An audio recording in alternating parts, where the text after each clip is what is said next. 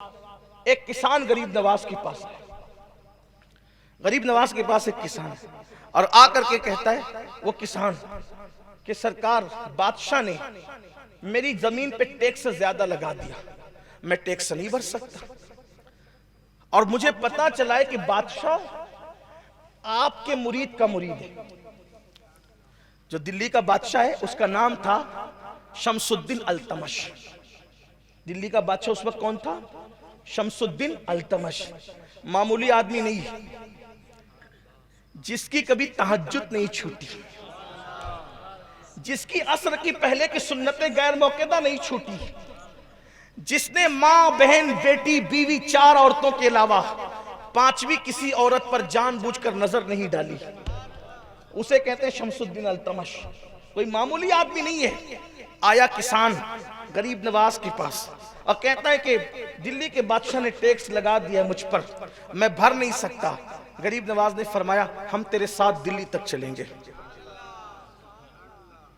ہم تیرے ساتھ۔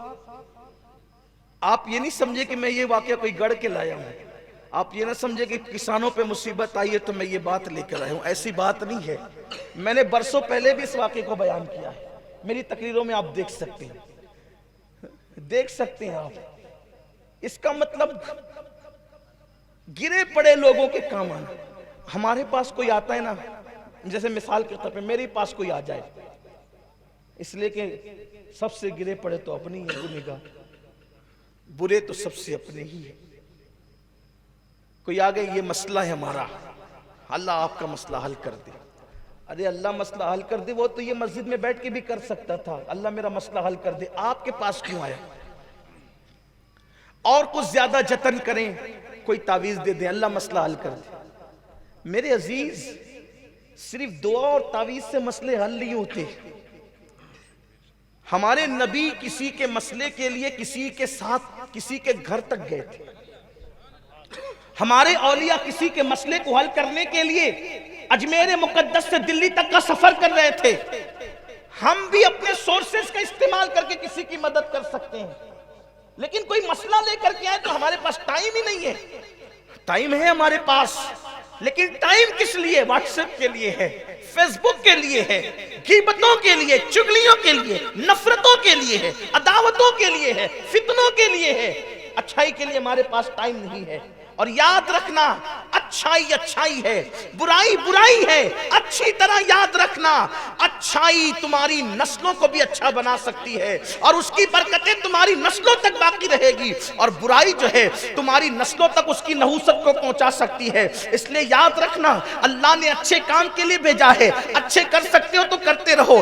سرکار غریب نواز کے پاس کسان آتا ہے اور آ کر کے کہتے ہیں سرکار یہ مشکل آن پڑی ہے۔ غریب نواز نے بادشاہ کو کوئی خط نہیں لکھا، بابا کتب کو کوئی خط نہیں لکھا، اور فرمایا کہ چلو چلتے ہیں۔ ساتھ لے کر کے دلی پہنچے۔ جب دلی پہنچے تو دلی پہنچنے کے بعد اطلاع ملی کہ غریب نواز آ رہے ہیں۔ وقت کا دلی کا بادشاہ بابا کتب کو ساتھ لے کر کے استقبال کے لیے آیا، قدموں پہ سر رکھا۔ سرکار قطب الدین بختیار کاکی نے کہا حضور بغیر اطلاع کے تشریف لائے؟ فرمایا بابا کتب ایک کام تھا ہمارا ایک کام تھا وہ لے کر آئے۔ حضور آپ کا کیا کام تھا؟ کہ یہ کسان ہے ہمارے شہر کا رہنے والا، اجمیر شہر کا رہنے والا، یہ اس پر لگان بادشاہ کے کارندوں نے زیادہ ڈال دیا ہے اور یہ بھرنے کی طاقت نہیں رکھتا، تو میں چاہتا ہوں کہ اس میں کمی کر دی جائے۔